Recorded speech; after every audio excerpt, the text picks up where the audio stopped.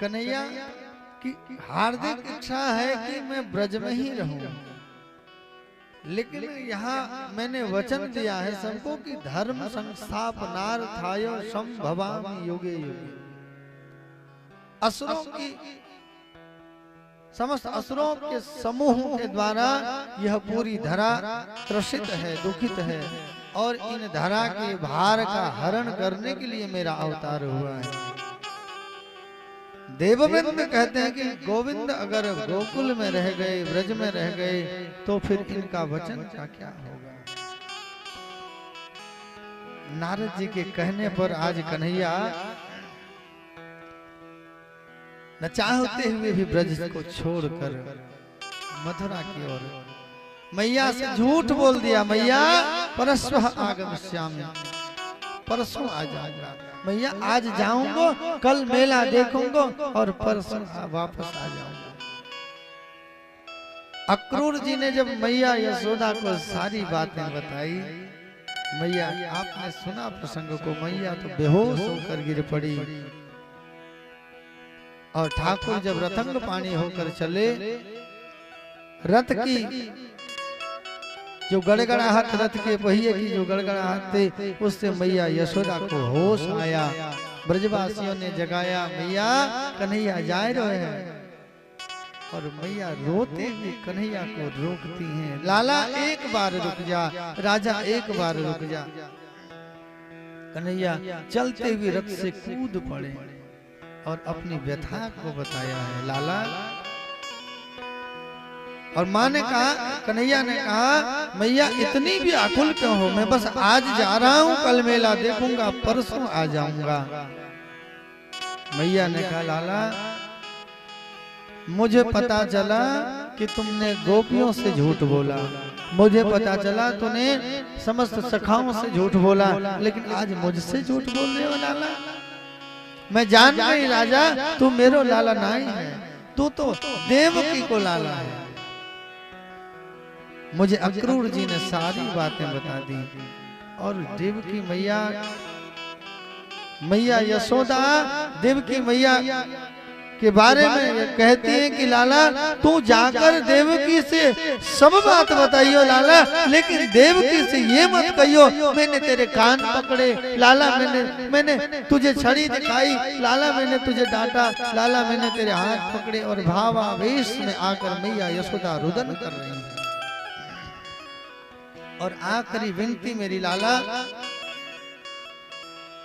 कि तू संसार में जा, हर जगह राज कर, तेरी जय जयकार हो, लेकिन राजा तेरे कान में जब ये आवाज जाए कि यशोदा मैया की अब अंतिम श्वास चल रही है, तो राजा तू मेरे सामने आ जाना, यही विनती है तेरे आगे।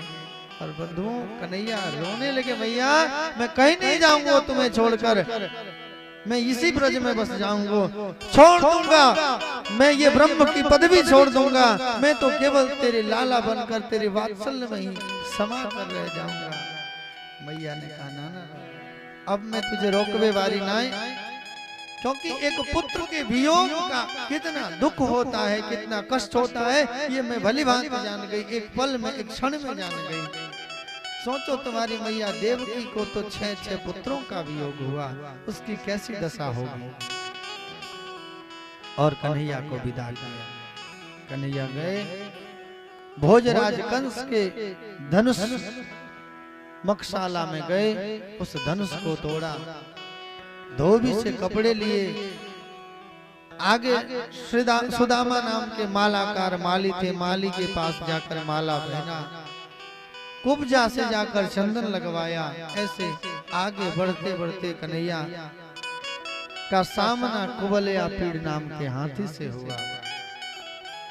और बंधुओं यहाँ की इतनी विचित्र दशा है, समस्त मथुरा वासी में एक कोलाहल सा मचा कि वो नंद का लाला, वो देवकी का लाला, वो यशोदा का लाला, जिसको मारने के लिए भोजराज कंस ने एक एक करके अनेक राक्षसों को भेजा है, आज वो श्यामला सलोना मथुरापुरी में आया है।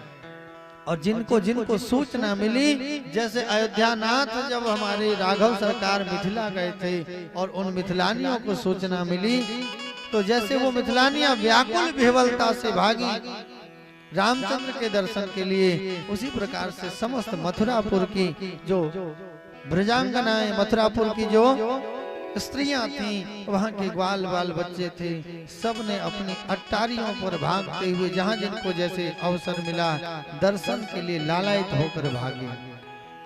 मानो आज श्याम सुंदर सबके ऊपर एक जादू, एक टोना बिखेर दिए हैं।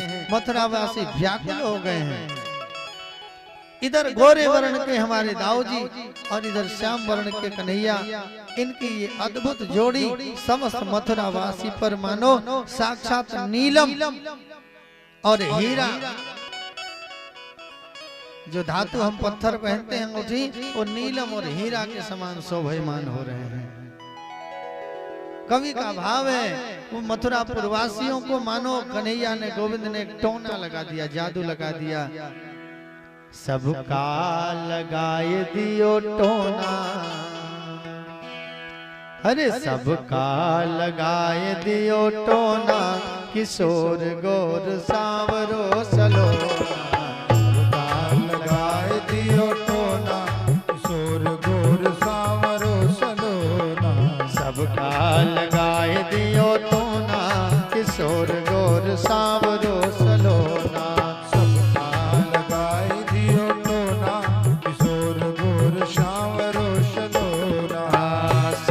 सलोना सखी बड़ा मन मोहना, सांवरो सलोना सखी बड़ा मन मोहना। सांवरो सलोना सखी बड़ा मन मोहना। सांवरो सलोना सखी बड़ा मन मोहना। सबका सबका लगाए दियो टोना, किशोर गोर सांवरो सलोना। सबका लगाए दियो टोना, किशोर गोर सांवरे सलोना। बड़े भाव से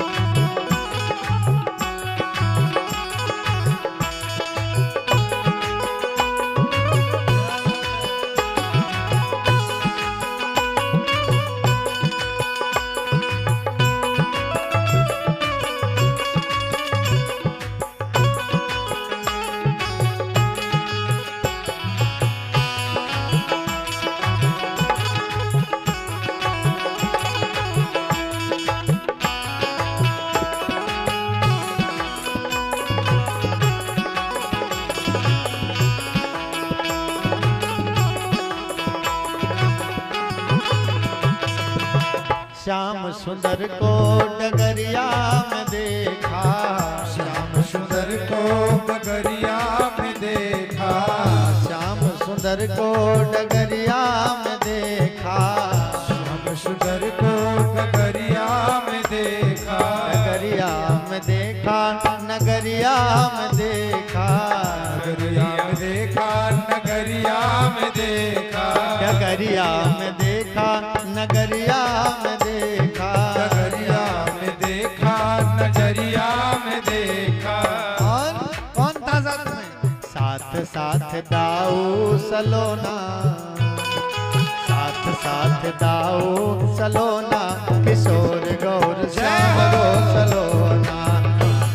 लगाए दियो टोना, किशोर गोर सांवरे सलोना। सबका लगाए दियो टोना, किशोर गोर सांवरो सलोना। सबका लगाए दियो टोना, किशोर गोर सांवरे सलोना। बड़े भाव से झूमते हुए ताली की सेवा देते हुए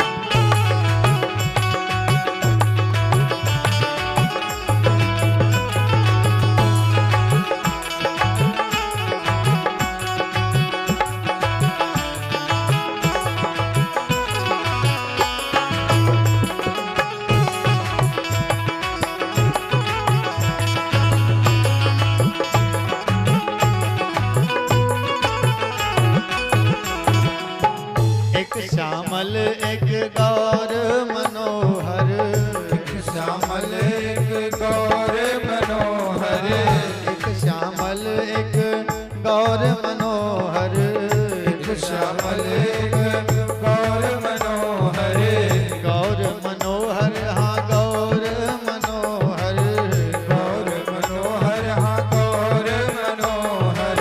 जैसे जैसे जैसे नीलम और सोना, जैसे नीलम और सोना, किशोर गौर सांवरो सलोना, लगाए दियो टोना, किशोर गौर सांवरो सलोना, सांवर सलोना सखी बड़ा मन मोहना, सांवरो सलोना सखी बड़ा मन मोहना, सांवर सलोना सखी बड़ा मन मोहना, सांवरो सलोना सखी बड़ा मन मोहना। हे सबका लगाए दियो टोना, किशोर गौर सांवरो सलोना, सबका लगाए दियो टोना, किशोर गौर सांवरो सलोना, सबका लगाए दियो टोना, किशोर गौर सांवरो सलोना, सबका लगाए दियो टोना, किशोर गौर सांवरो सलोना। ठाकुर की छेल छबीली छटा उनके प्रभाव के बारे में सबने सुना था। इस बार स्वभाव को देखने के लिए समस्त मिथिलापुर वासी भाग पड़े। धाय धाम काम सब त्यागी,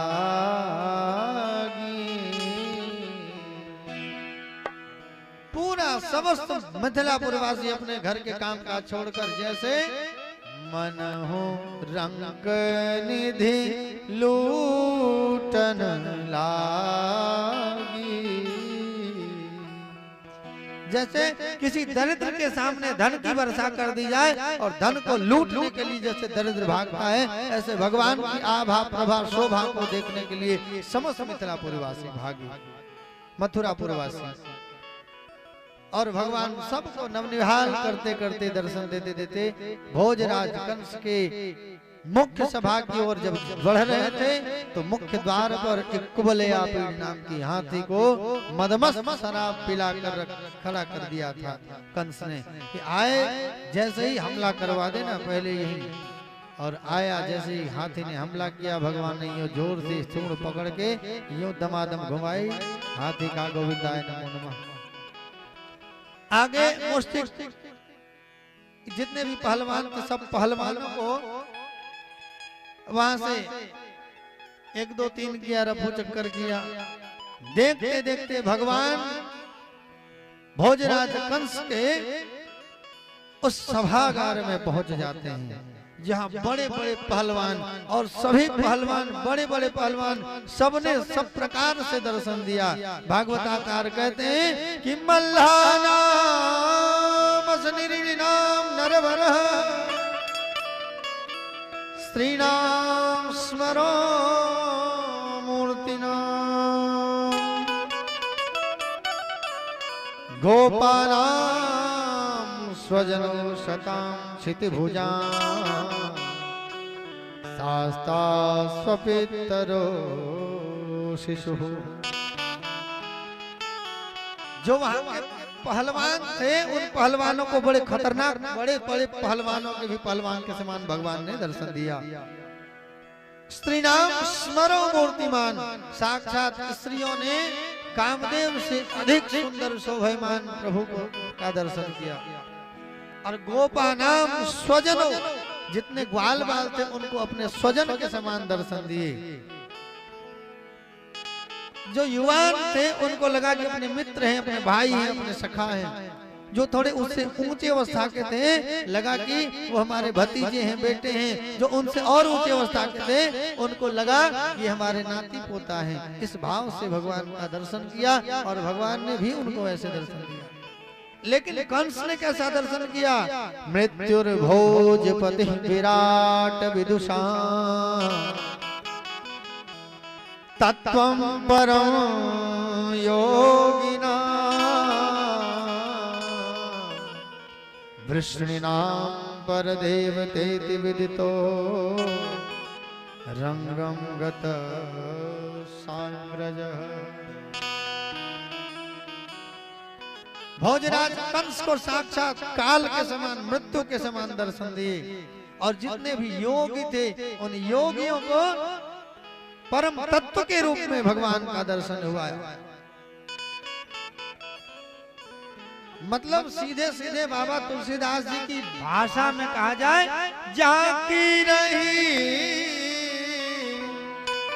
भावना जैसी, जाकी रही भावना जैसी, प्रभु मूरत देखी तीन जैसी, प्रभु मूरत देखी तीन जैसी, प्रभु मूरत देखी तीन जैसी, प्रभु मूरत देखी तीन जैसी। जिनकी जैसी भावना थी सबने भगवान को उसके भावना के अनुरूप देखा और भगवान ने वैसा ही दर्शन दिया। बोल भक्तवत्सल भगवान की जय। इस प्रकार से अब कंस के इशारे पर आगे चांडूर आता है। भैया तेने बहुत लंबे लंबे बड़े मोटे ताजे पहलवानों को मारा है, आजा थोड़ा दो दो हाथ हो जाए। कन्हैया ने कहा, रे मामा जी आपको नेको लज्जा न आए, तनिक भी लाज नहीं आ रही है? कहा मैं नेक सा नन्हा सा बालक और इतने मोटे ताजे हट्टे कट्टे लड़ाई भी करना बराबरी वालों से करो, मुझसे क्या करो? अरे सरकार मुझसे क्या लड़ाई करोगे? चांडूर ने कहा, देखो न बालो न किशोरस्त्वम, बन बालो न किशोरस्त्वम, बलस्य बलिनाम्बरः, लीले भो हतो येन सहस्राद्विपसत्वभ्रे। अरे नंद के छोरा, तुम न बालो न किशोर, न तुम बालक हो न किशोर हो, अरे बलस्य बलिनाम्बर, अरे बड़े पहलवानों से भी ज्यादा पहलवान हो, अपने आप को बच्चा कहते हो? तुम तो बड़े पहलवानों के भी पहलवान हो। अरे आओ, तुमने जैसे तैसे के साथ हाथापाई की थी, आज आ जाओ दो दो हाथ हो जाए। बहुत बार समझाया, नहीं माना तो भगवान ने चांडूर को ऐसे पकड़ा और गोल गोल घुमाकर पृथ्वी पर दे पटका, सोई चांडूर का गोविंदाय नमो नमः। अब चांडूर का मुष्टिक कहे, भैया कहाँ उस बालक पर जा रहे हो, इधर आओ मेरे साथ भी हो जाए। और सरकार जब दाऊ जी के पास आया तो मुष्टिक इसलिए नाम था कि जिसके ऊपर एक मुक्का का प्रहार मुष्टिक कर देता था फिर उठ नहीं पाता था। दाऊ जी ने कहा चरू दिखाए भैया, और दाऊ भैया ने भी बड़ा सुंदर से ऐसे पकड़ा और धमाक से एक मुक्के का प्रहार किया कि तुरंत गोविंदाय नमो नमः। अब कंस की छटपटी शुरू हो गई, अब तो मेरी भी बारी है। अब देखो जो कहते हैं जब दीपक बुझने वाला होता है तो फड़ फड़ फड़ फड़ फड़ खूब तेज धधक धधक कर जलता है। अब कंस भी धधकने लगा, मार डालो, पकड़ डालो, बांध डालो। आवेश में भगवान समझ गए इसकी अब ऐसी तैसी होने वाली है, इसलिए ज्यादा ही बोल रहा है। तो भगवान तुरंत देखते ही देखते जाकर अट्टारी पर चढ़ गए और सिंहासन पर बैठा कंस जाकर जोर से बालों को पकड़ा और सिंहासन से नीचे पटक दिया। क्यों मामा जी, ऐसे ही तुमने मेरी मैया का केस पकड़ा था ना, याद करो। अब भगवान तो देखते ही कंस की तो सुसु हो गई वहीं, और भगवान ने बड़ा बढ़िया से कंस को उसकी सारी बातों का अवगत कराते हुए कैसे उसने देवी की मैया की केस पकड़े, कैसे मारने के लिए तैयार थे। भगवान ने समस्त पूरी पृथ्वी का भार अपने आप पर बनाकर और यूं जोर से कंस की छाती पर एक मुक्का मारा, सोई कंस का गोविंदाय नमो नमः। इस प्रकार से कंस मारा गया। अब भगवान भगवान कन्हैया तुरंत कारागार की ओर, जेल खाने की ओर बढ़ते हैं। जाकर अपने नाना जी का बंधन से मुक्त कराया है नाना जी को, फिर माता पिताजी को मुक्त कराया। सानंद पूर्वक श्री अपने नाना जी का ही राज सिंहासन पर राज्याभिषेक किया और अपने मैया के साथ, पिताजी के साथ आनंद रहने लगे। कुछ दिन के बाद कन्हैया जब 2-3 दिन बीत गए, समस्त ब्रजवासियों को समझा बुझाकर, नंद बाबा को समझा बुझाकर कहा, ब्रजवासियों अब तुम सब जाओ, मधुमंगल, सुदामा, तन सुखा, मन सुखा, धन सुखा, जितने भी सखा थे सब सखाओं को समझाया। मैं कुछ दिन बाद वापस ब्रज में आऊंगा, अभी आप फिलहाल जाओ, क्योंकि अभी अभी मैंने कंस का वध किया है और हो सकता है जिस देश का राजा मारा जाता है उस देश पर कब्जा करने के लिए अनेक देश चेहरा मुंह फाड़े बैठे रहते हैं। तो इसलिए जब तक ये मथुरा का राज्य सुरक्षित न हो जाए तब तक मैं यहीं रहूंगा, और राज्य जैसे ही सुरक्षित हो जाएगा मैं ब्रज में आ जाऊंगा। समस्त ब्रजवासियों को आज समझा बुझाकर भेजा है। यद्यपि ब्रजवासियों को जाने की इच्छा नहीं थी, क्योंकि सर्वस्व प्राण धन जहाँ है, राम जहाँ वहीं अयोध्या, जहाँ कन्हैया वहीं गोकुल, वहीं मथुरा। तो ब्रजवासियों की इच्छा न होती भी कन्हैया के वचनों को मानकर वहां से गए। इधर भगवान कन्हैया का उपनयन संस्कार इत्यादि होता है और कन्हैया को सांदीपनी आश्रम गुरुकुल में पढ़ने के लिए भेजा जाता है। गुरुकुल में सुदामा नाम के एक ब्राह्मण मित्र से उनकी मैत्री हुई।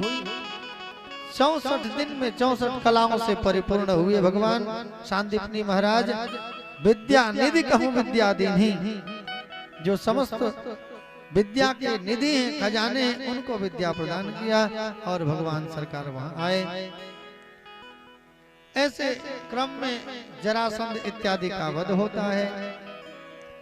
सरकार मथुरा में कन्हैया बड़े आनंद के साथ रहते हैं, समस्त अपने माता जी के साथ, पिताजी के साथ। लेकिन वो आनंद जो ब्रज का आनंद था, जो आनंद वो वृंदावन का आनंद था, वो आनंद नहीं। कन्हैया आनंद से रहते थे, लेकिन बस दिखावे के अंतःकरण से बंधुओं कन्हैया हमेशा रोते रहते थे।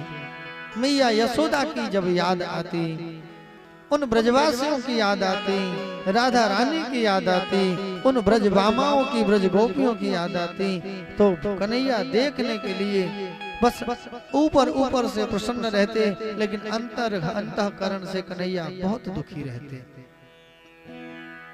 एक दिन माता देवकी कन्हैया बैठे थे सिंहासन पर, बड़े उदास होकर बैठे थे।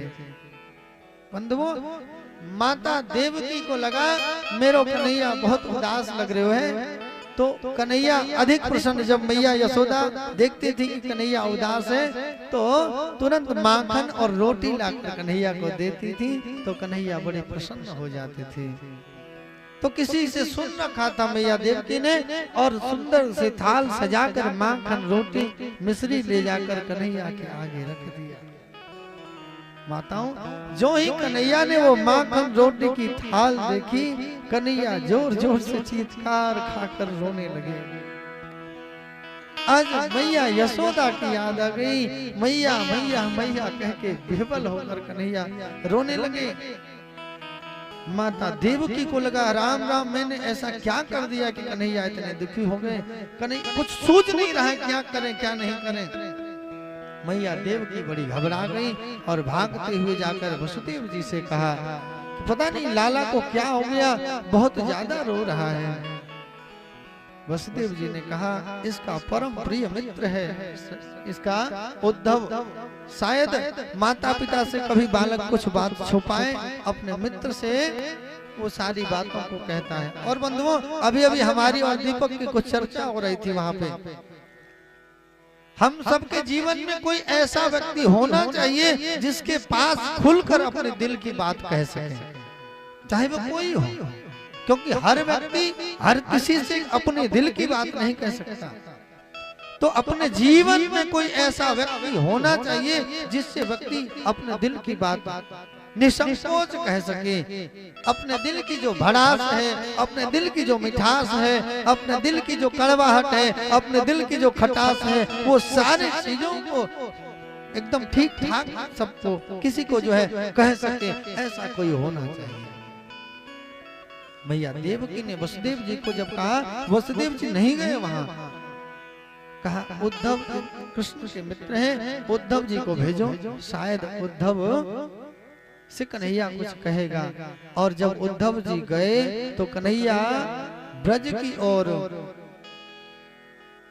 अपनी दृष्टि करके, वृंदावन की ओर अपनी दृष्टि करके आंखों से अश्रुपात करते हुए रुदन कर रहे हैं, रोए जा रहे हैं, रोए जा रहे हैं। उद्धव जी आए, उद्धव जी ने प्रणाम किया, कहा प्रभु जो ब्रह्म सबको सभी प्रकार की माया से, मोह से मुक्त करता है, आज ब्रह्म को मोह में देख रहा हूँ, ये अच्छा नहीं लग रहा है।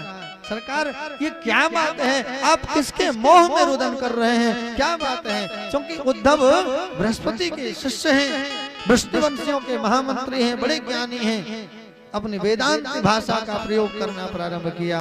कन्हैया ने रोते हुए कहा, उद्धव तुमने कभी किसी से प्रेम किया है क्या? कभी तुमने किसी से प्रेम किया है? बोले नहीं सरकार, ऐसा सौभाग्य नहीं प्राप्त हुआ। तो तुम नहीं जान पाओगे कि मैं क्यों रो रहा हूं। उद्धव जिनके पांव न फटी विवाही, सो का जानिए पीर पर आई। उद्धव उधो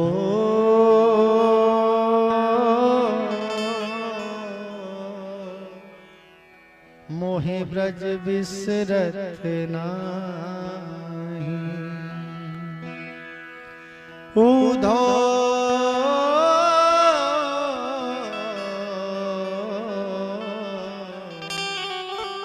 मोहे ब्रज बिसरत नाही।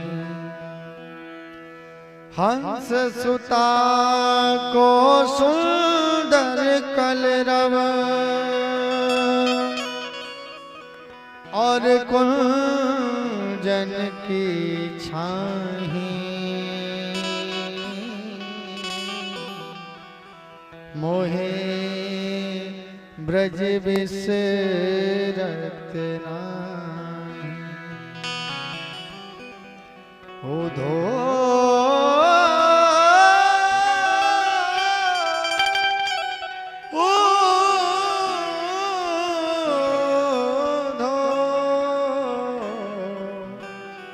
मोहे ब्रज बिसरत नाही। उद्धव मुझे ब्रज की बहुत याद आ रही है। उद्धव मुझे मेरी मैया यशोदा की बहुत याद आ रही है। उद्धव मुझे मेरी उन गोपियों की, मुझे उन सखाओं की बहुत याद आ रही है। उद्धव तुमको मालूम है, जब मैं छोटा सा था और मुझे छींक भी आ जाती, मुझे खांसी भी आ जाती, तो मेरी मैया यशोदा तुम्हें मालूम हजारों हजारों वैद्य को जाकर इकट्ठा कर देती। क्या हो गया मेरे लाला को? मेरे लाला को छींक क्यों आई? मेरे लाला को खांसी क्यों आई? हजारों हजार ज्योतिषियों को इकट्ठा कर देती। देखो मेरे लाला को ऐसे ऐसे ऐसे हालात क्यों हो रही है। उद्धव इतना प्रेम करती थी मेरी मैया यशोदा, लेकिन मालूम इस प्रेम के बदले मैंने क्या किया मैया यशोदा को? तुम्हें मालूम? मैंने मैया यशोदा से झूठ बोल दिया। उद्धव जब मुझे बरसों तक लौट के जाना ही नहीं था ब्रज में, तो मैंने मैया यशोदा से क्यों कहा कि मैया मैं परसों आ जाऊंगा। जब मुझे बरसों तक नहीं जाना था, तो फिर मैं ये परसों क्यों कहा मैया यशोदा से? उद्धव तुम जाओ ना, थोड़ा सा ब्रज में जाओ और मेरी मैया यशोदा से, मेरे उन सखाओं से, मेरी उन गोपियों से, मेरे नंद बाबा से कुछ मेरा संदेशा देकर आओ। और जाओ, मुझे ऐसा लगता है उद्धव कि मैं जितना याद कर रहा हूँ वो भी मुझे उतना ही, उससे ज्यादा याद कर रहे होंगे। इसलिए उद्धव जाओ, उनको समझाओ क्यों मेरी याद न किया करें।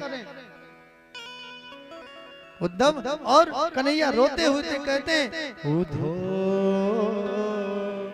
मेरी मैया से जा कहियो, उधो मेरी मैया से जा कहियो, तेरो लाला दुख पावे,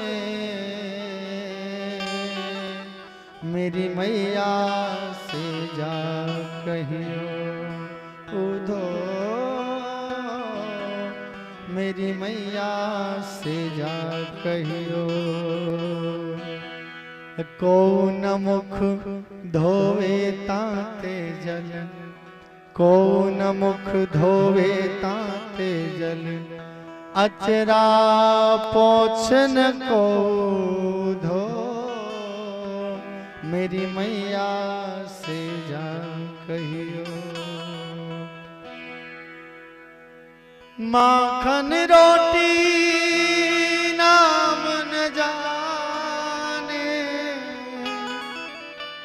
माखन रोटी नाम न जाने, मोहे कन्हुआ कहीं न बुलावे,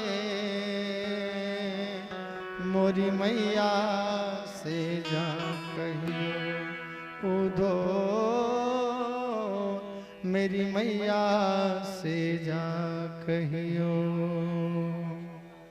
उद्धव जाकर जानते हो, मुझे आज तक मैंने ठंडे पानी का स्पर्श नहीं किया। जब मैया को मेरा मुख भी पहुंचना होता तो आंचल में गरम गरम पानी लेकर मेरे मुख को पहुंचती। यहाँ पर कौन मुख धोवे ताते जल, अचरा पोछन को मुधो, मेरी मैया से जा कहियो, तेरो लाला दुख पावे, मेरी मैया से जा कहियो। उद्धव तुम जाओ ना, मेरे ब्रज में जाओ, मेरी मैया को, मेरे गोपियों को, मेरे सखाओं को जाकर संदेशा देना मेरा कि मेरी याद न किया करें। उद्धव जी कहते सरकार मैं तो चला जाऊंगा, लेकिन कौन समझेगा मेरी बात को। मैं जब जात अजात लक्षणा वेदांती भाषा का प्रयोग करूंगा, कैसे समझेंगे वे ब्रजवासी। मैं ठहरा बृहस्पति का शिष्य और वो ब्रजवासी मूर्ख अज्ञानी, मेरी वेदांती भाषा को कैसे समझेंगे वो। भगवान ने कहा भैया जाओ जाओ और थोड़े सरल शब्दों में, थोड़े सरल शब्दों में समझाने का, बात करने का प्रयास करना, वो समझेंगे मेरी बात।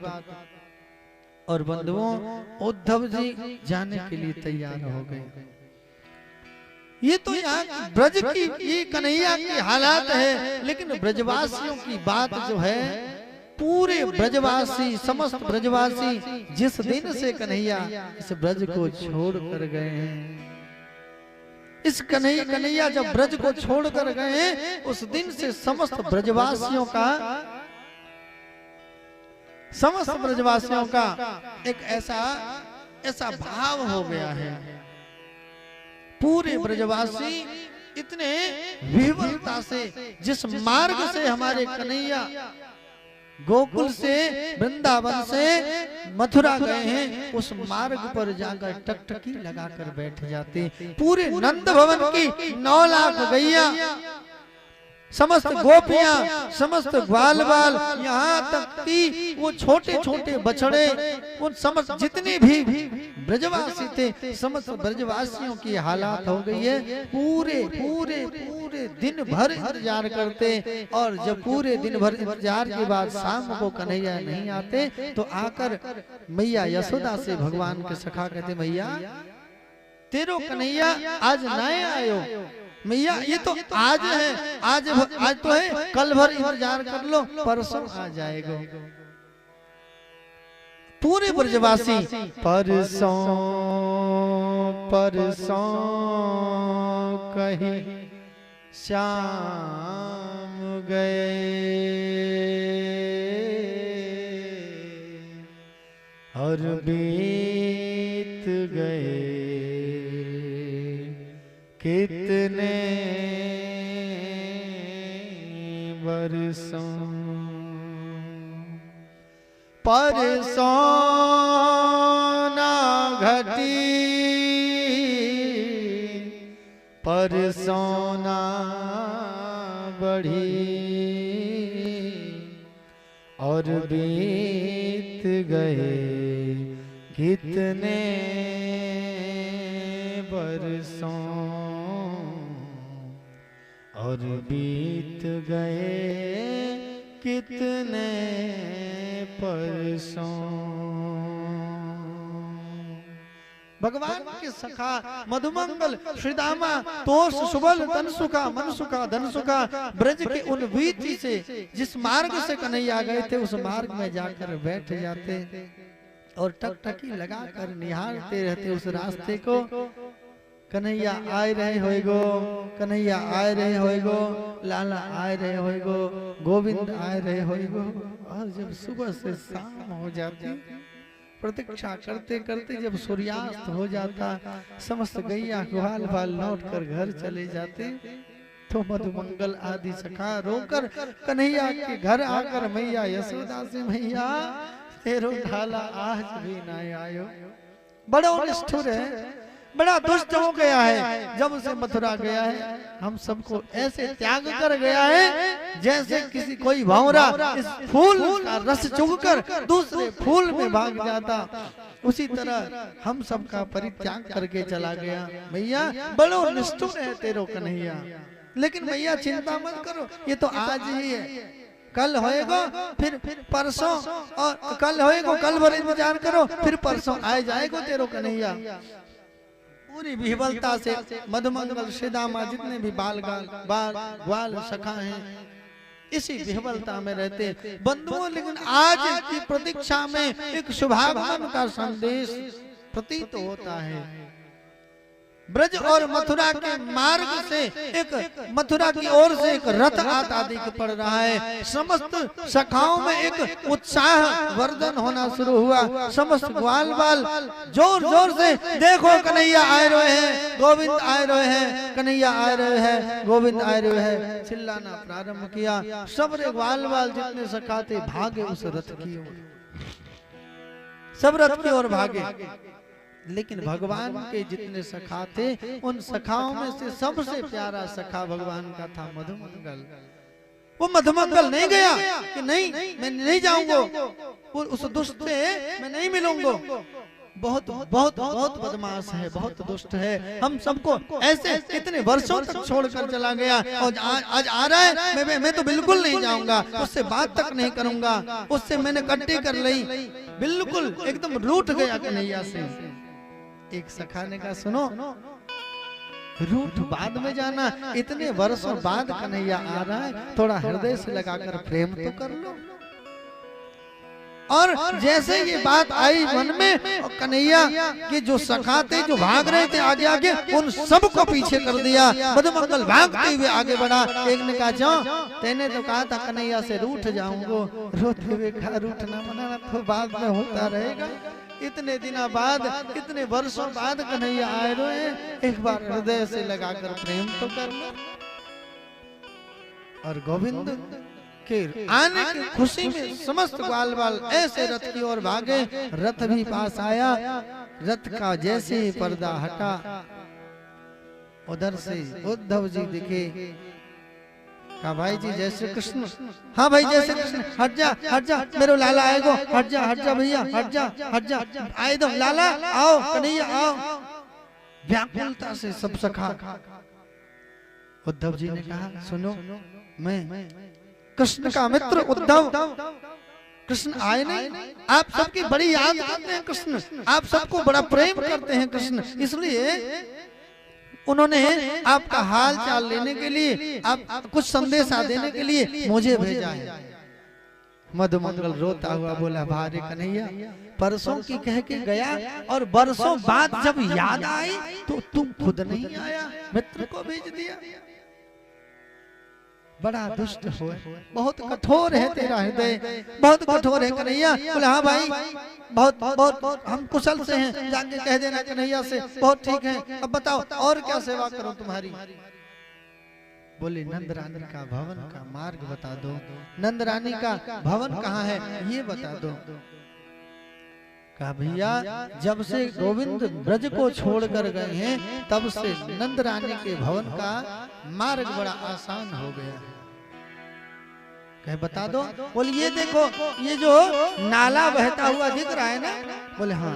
बोले इसे नाले के किनारे किनारे किनारे किनारे चले जाओ, जहाँ नाला का उद्गम है, जहाँ से नाला प्रकट हुआ है, समझना वही नंद रानी का भवन है। बोले नंद रानी के भवन से नाला। बोले हाँ, और ये नाला में कोई पानी नहीं है, ये कोई पानी नहीं है। बोले तो बोलिए नंद भवन में कृष्ण की याद में रो रही 9 लाख गैया हैं, उनके आंसू हैं, उनके बछड़े हैं, उनके आंसू हैं। हजारों हजार गोपियां जो नंद भवन में कृष्ण की प्रतीक्षा में कृष्ण कृष्ण कृष्ण कृष्ण कृष्ण कृष्ण के भाव में विह्वलता से। मुश्किल है सहन करना ये दर्द जुदाई का, मुश्किल है सहन करना ये दर्द जुदाई का। इतना तो बता प्यारे कारण रुसवाई का, इतना तो बता प्यारे कारण रुसवाई का। मुश्किल है सहन करना,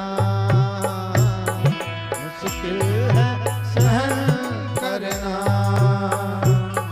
ये दर्द जुदाई का, ये दर्द जुदाई का। इतना तो बता प्यारे कारण रुसवाई का, इतना तो बता प्यारे कारण रुसवाई का।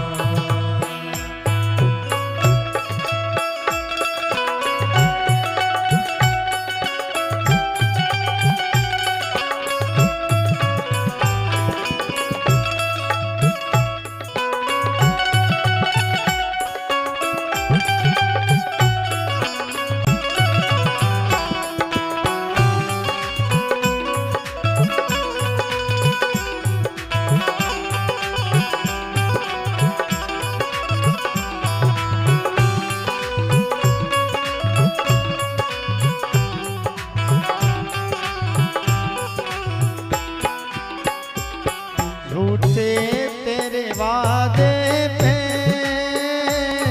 एतबार किया हमने, झूठे तेरे वादे पे एतबार किया हमने, झूठे तेरे वादों पे एतबार किया हमने।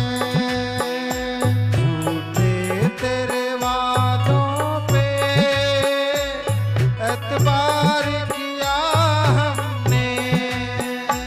तेरी कृपा को सुन सुन कर है प्यार किया हमने, तेरी कृपा को सुन सुन कर है प्यार किया हमने। क्या यही सिला मिलता, क्या यही सिला मिलता, क्या यही सिला मिलता, क्या यही सिला मिलता। ये प्रीत लगाई का, ये प्रीत लगाई का।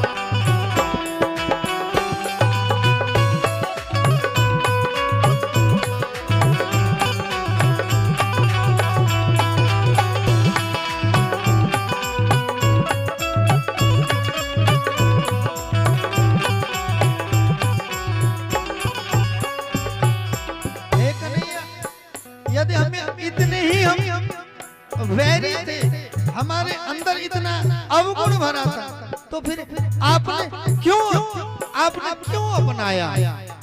और इस प्रकार से अगर विरहाग्नि में ही मारना था तो फिर क्यों आपने बचाया? विष जल आप पिया, व्याल छसाद क्यों बचाया? विष से, कालिया के विष से क्यों बचाया? इंद्र के उस मेघ वर्षण से क्यों बचाया? अरे अगर मारना ही था तो उसी समय मर जाने देते सरकार। और अगर बचाया तो इस प्रकार से आपको निष्ठुर नहीं होना था। यदि नजर में अवगुण थे तो क्यों अपनाया था?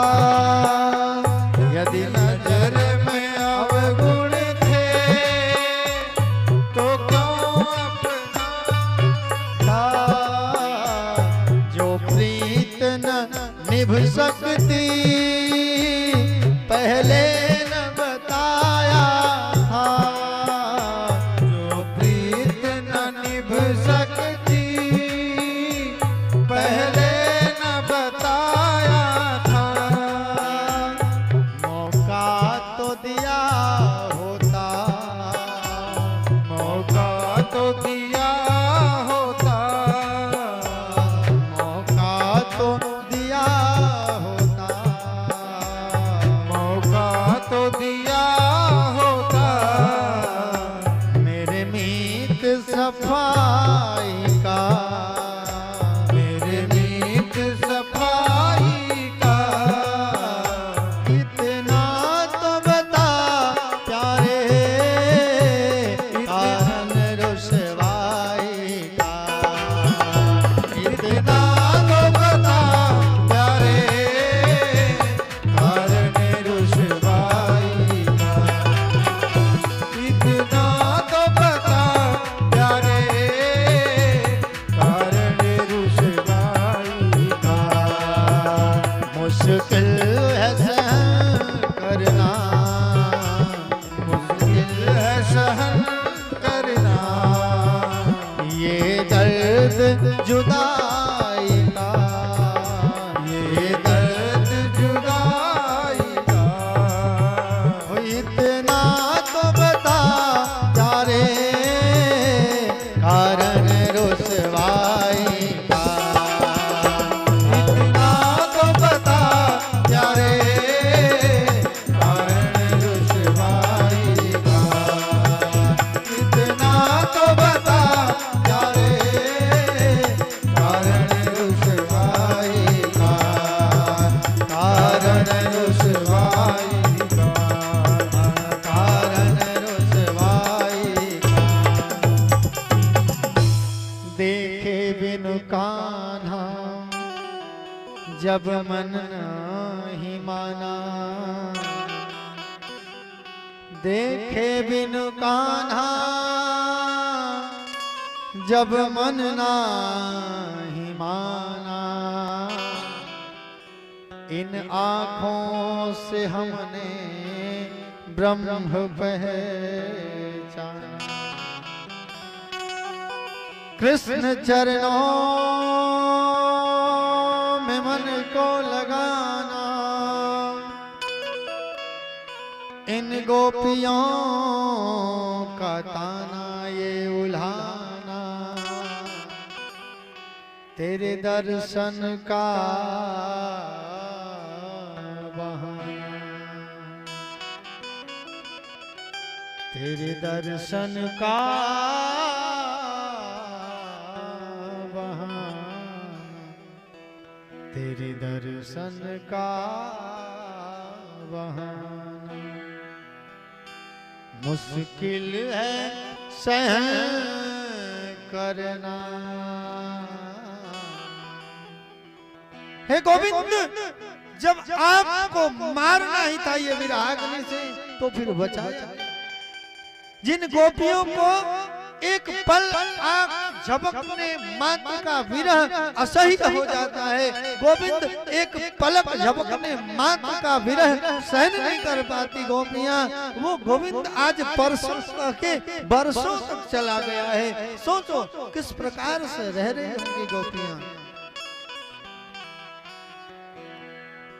बंधु, एक बात आती है मन में कि गोपियों को जब इतना विरह था कृष्ण का, तो क्या मथुरा जाकर मिल नहीं सकते थे? बहुत ज्यादा दूर गोकुल, मथुरा और वृंदावन की दूरी नहीं है, क्या मिल नहीं सकते थे जाकर? बंधुओं, यही तो प्रेमी के भाव होते हैं, यही तो प्रेमी के लक्षण होते हैं। एक प्रेमी दूसरे प्रेमी को तो सुख सुखित्वम, जिस प्रकार से जिसमें हमारे प्रियतम को सुख हो, उस सुख में ही अपना सुख हो, ये एक प्रेमी का लक्षण होता है। राजी हैं हम उसी में जिसमें तेरी रजा है। यहाँ तो यूं ही वाहवा है और यूं ही वाहवा है, दोनों ओर से अपनी ही जीत है।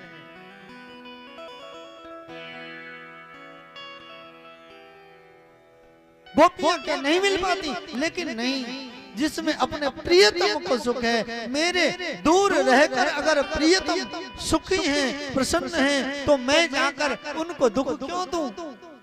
तत्सुख सुखित्वम, जहां आप सुख रहो, राजी रहो।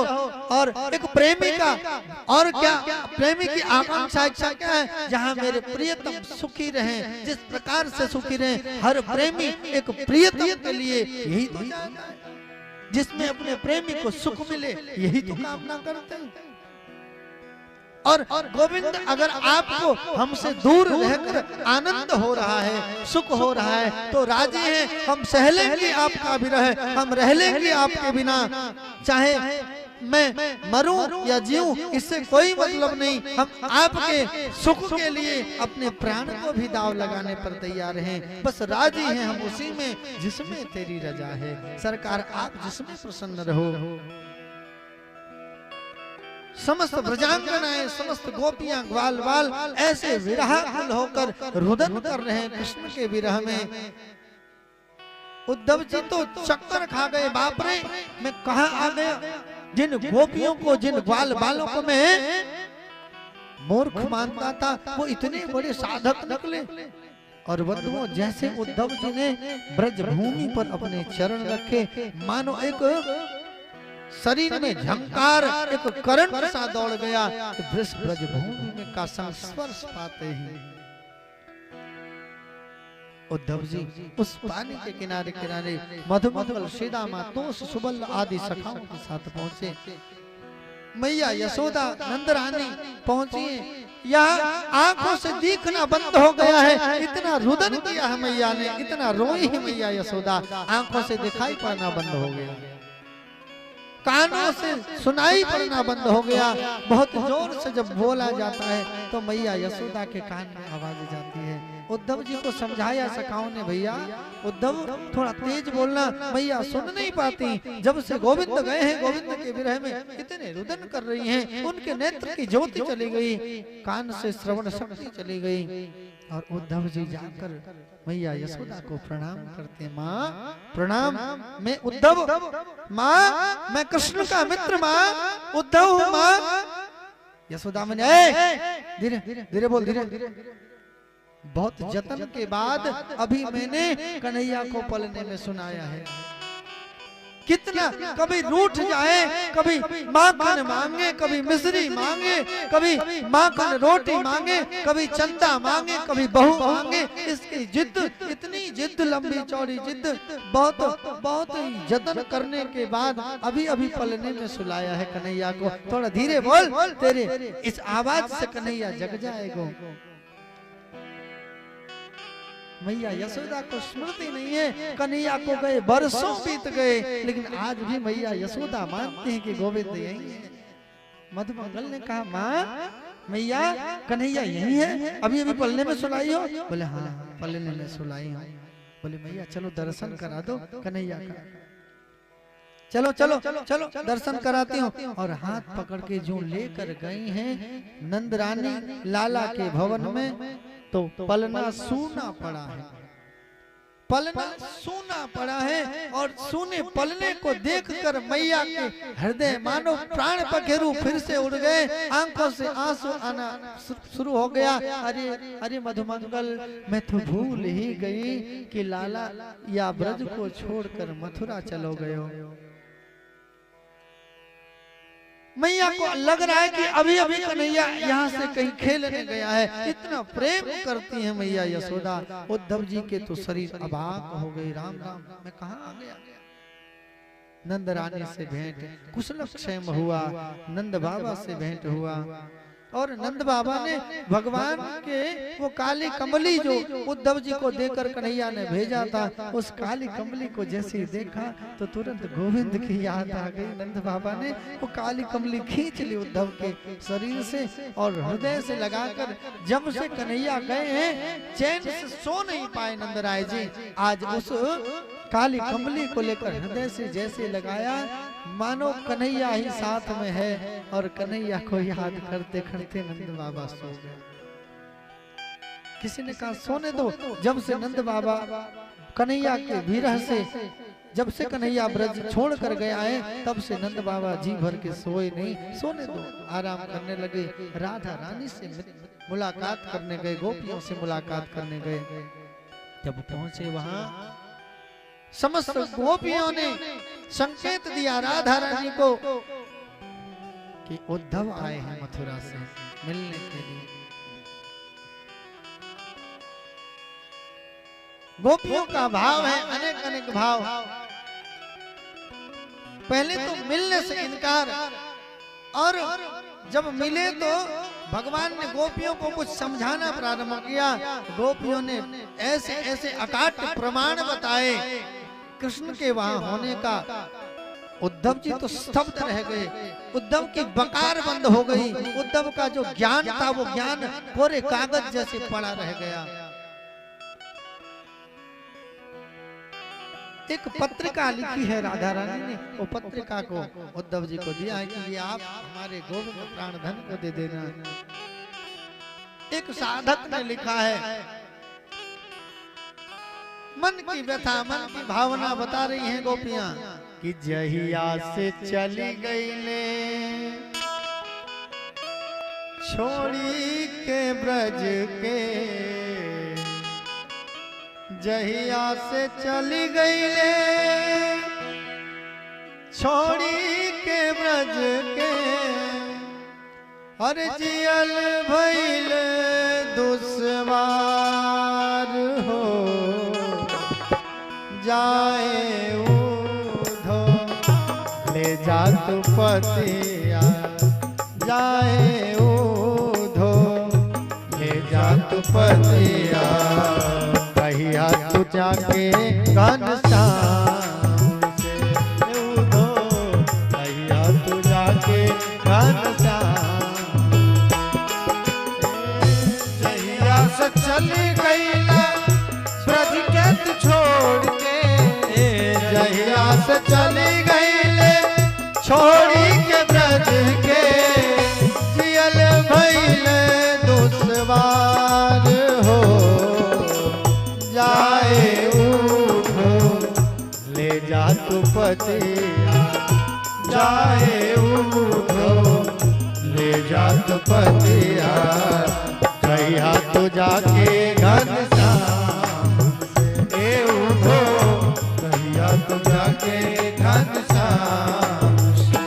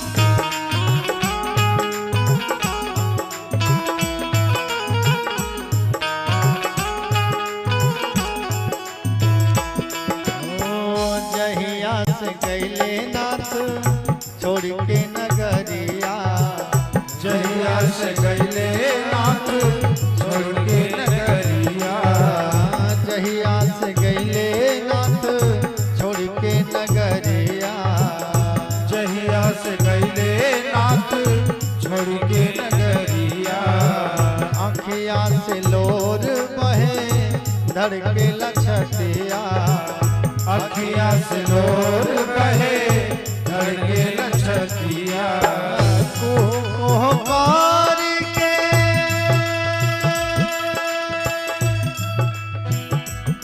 कोहकार के रोवेल मनवा कुहकी कुहकी रोवे हमर मनवा कोहकी रोवे हमर मनवा कुहकी कुहकी रोवे हमर मनवा बिनु देखे घनश्याम के जाए उधो ले जा तू पतिया जाए उधो ले जा तू पतिया कैया तू जाके घनश्याम ले उधो कहिया तू जाके घनश्याम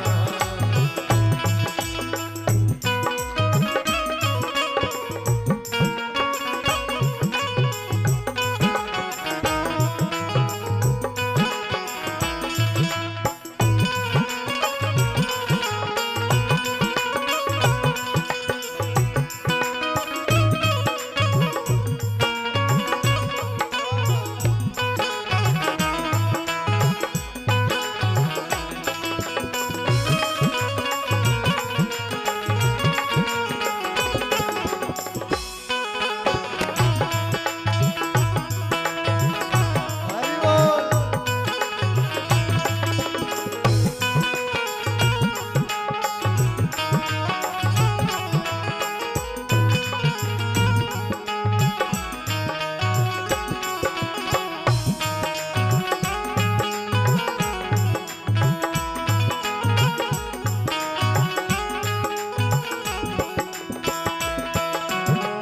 जगत के स्वामी नाथ अंतर्यामी जगत के स्वामी नाथ अंतर्यामी जगत के स्वामी नाथ अंतर्यामी जगत के स्वामी नाथ अंतर्यामी सोच काहे आँखिया से बरसेला पानी सोच काहे अखिया से बरसे पानी हाँ सोच काहे आँखिया से बरसेला पानी सोच काहे अखिया से बरसे पानी अब तोहरा बिना जियल न जाई अब तहरा बिन जिया न जाई अब तोहरा बिनु जियल न जाई अब तहरा बिन जिया न जाई जिंदगी भइल परेशान हो जाए उधो ले जात पतिया जाए उधो ले जात पतिया कैया तू जाके घनश्याम ए उधो कहिया तू जाके घनश्याम चली गईले छोड़ी के ब्रज के रहिया से चली गईले छोड़ी के रज के जहिया से चली गईले छोड़ी के ब्रज के रहिया से चली गईले छोड़ी के रज के जियल भइल दोसवार हो जाए उधो ले जा तू पतिया जाए उधो ले जात पतिया कैया तू जाके घनश्याम ए उधो कहिया तू जाके घनश्याम उधो कैया तू जाके घनश्याम उधो कहिया तू जाके घनश्याम बोल भक्तवत्सल भगवान की जय उद्धव जी और गोपियों में वार्ता हो रही थी, इतने में एक भ्रमर आ जाता है। और भ्रमर आकर फूलों में गुंजयमान हो रहा है और फूलों में गुंजन करते करते करते अचानक आकर श्री जी के चरणों में आकर बैठ जाता है। एक गोपी कहती है, मानो जैसे हम लोग बात करते हैं, अब जैसे देवी जी लोग हमारी माताओं का ऐसा होता है जैसे कभी पतिदेव से झगड़ा हो जाता है, अब कहना है बात पतिदेव को और झूठे बर्तन पर गुस्सा निकालते हैं, ऐसे पटकते हैं कि बर्तन लगता है कितने जन्म का शत्रु है ना। अब कान में मत फुसकिए, आप भी गुस्सा ऐसे ही होते हैं। बोल भक्त वत्सल भगवान की। गुस्सा पतिदेव से है, बर्तन बेचारा दुर्दशा बर्तन का है, आपके साथ भी होता है। तो इतना तेज गुस्सा आता है और बड़बड़ा रहे हैं। अब पतिदेव समझ रहे हैं कहीं एक आध बर्तन घूम के ऐसे आ जाए खोपड़ी पर तो समझो गोविंदाय नमो नमः। यहाँ बात हो रही है, कह रहे हैं पति जी को, यहाँ ध्वन्या विशेषोक्ति अलंकार, हम कह रहे हैं किसी को और बात कर रहे हैं किसी से। होता नहीं कभी कभी ऐसे व्यक्ति ईचा ताना जो व्यक्ति होते हैं होंगे तो कोई क्षमा करेंगे, जैसे देखने से लगता है भैया को हम देख रहे हैं, अब्दुल भैया को, लेकिन बात कर रहे हैं भैया से। कभी कभी ऐसे लोग देखने को मिलते हैं, ऐसे हम देख रहे हैं इनको लेकिन बात हो रही है उनसे। ऐसे लोग दिखते हैं। एक थे, गए थे एक जगह हम लोग परीक्षा देने, तो एक गुरुजी थे परीक्षक के रूप में आए थे, बैठे थे, तो उनकी एक आदत थी ऐसे टेढ़ा देखते थे और आदत थी ऐसे करने की, और 2-3 कैटेगरी करते थे। तो बात कर रहे थे किसी से और हमको देख रहे थे, कर रहे थे, हमको लगा हमको बुला रहे हैं, और पास चले गए, जी गुरुजी तुमको किसने बुलाया, जाके बैठ जाओ। और फिर थोड़ी देर बाद अब इशारा उसको कर रहे हैं, माथा हमारी और इशारा, फिर आए तुम्हारे समझ में नहीं आता, तुमसे बात नहीं कर रहे। तब हमको समझ में आ गया ये उल्टा देखते हैं, देखते किसी को हैं बात किसी से कर रहे हैं। तो वैसे देवियों का स्वभाव होता है, गुस्सा है पतिदेव पर, निकल रहा है बच्चों पर धड़ाक, पति जी को मार नहीं सकते, इसलिए बच्चे को, बर्तन को, झाड़ू को, जिससे जो सामने आ जाए उसी पर बरस जाते हैं। बोल बरसने वाली मैया की, बिना बादल बरसात हो जाती है। तो यहाँ गोपियां बात कर रही है किससे, भंवरे से, अब कह रहे हैं किसको, उद्धव जी कि देखो ये भी काला और इसका मित्र भी काला कपटी, ये भी कपटी, इसका मित्र भी कपटी, इसका भी काम है सबसे प्रेम कर लेना, लाड़ लगा लेना और फिर भागना, और इसके मित्र का भी यही काम, समस्त फूलों पे बैठकर समस्त फूलों की सुगंधी को लेना, इसका काम है। लेकिन जैसे फूलों की सुगंधी से मन भर जाता, भाग के इस फूल से जाके दूसरे फूल में बैठ जाता। वैसे इसका सखा कपटी, मधुपकी तव बंधो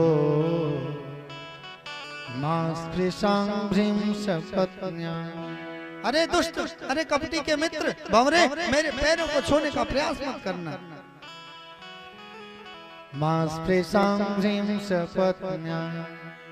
कुचुमिलुलित माला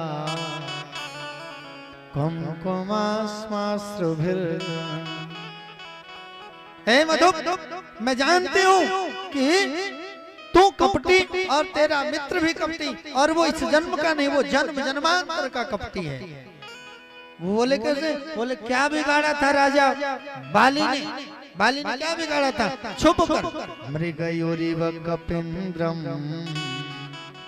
विद्यते लोब्ध धर्म, व्याधे बहेलिया की तरह छुप के बाण मार दिया जाकर बाली को। क्या बिगाड़ा था, अरे सरकार, अरे क्या बिगाड़ा था, शूर्पणखा ने बेचारी ब्याह करने आई थी, नाक कान काट के भेज दिया। क्या बिगाड़ा था बलि ने, नेक सा बामन बनकर गए, बामन नहीं 53 नहीं 56 बनकर पूरा लूट लिए उसको जाकर।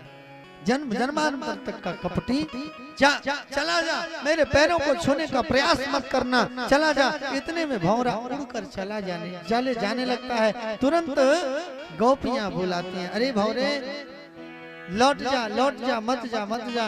और जा रहा है तो मैंने जो तुम्हारे कपटी मित्र के प्रति ऐसा भाव कहा, ऐसा बात कहा, जाकर उसे मत कह देना, उसके हृदय में चोट न लग जाए। इसलिए रे भौरे वापस आ जा, वापस आ जा। यहाँ उद्धव जी की तो खोपड़ी खराब हो रही है। जिन ब्रज बामाओं को, गोपियों को हम मूर्ख समझ रहे थे, उन ब्रज वनिताओं को तो लगता है कि पूरे भूत भविष्य वर्तमान सब पता है, ये तो भविष्य दृष्टा है, ये कहा त्रेता की बात कर रहे हैं, बाली की, शूर्पणखा की, ये वामनावतार की बात कर रही हैं। अरे ये निश्चित ही पूर्व जन्म के कोई साधिका हैं, कोई साधक हैं। ऊधो सूधो है गयो, सुन गोपिन को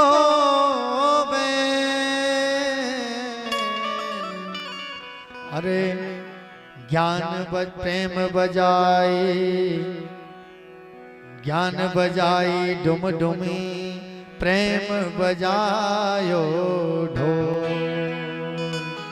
इन गोपियों के समक्ष उद्धव जी का ज्ञान एक डुमडुमी बनकर रह गई और भगवान की जो उन भक्ता, उन प्रेमिकाओं, उन ब्रजवनिताओं का जो प्रेम था, वो प्रेम मानो ढोल बज गया। उद्धव जी उन गोपियों के चरणों में लौट गए, उन गोपियों की चरण धूलि को मस्तक पर लगाया है कि धन्य है आसाम हो चरण रेणु जो श्याम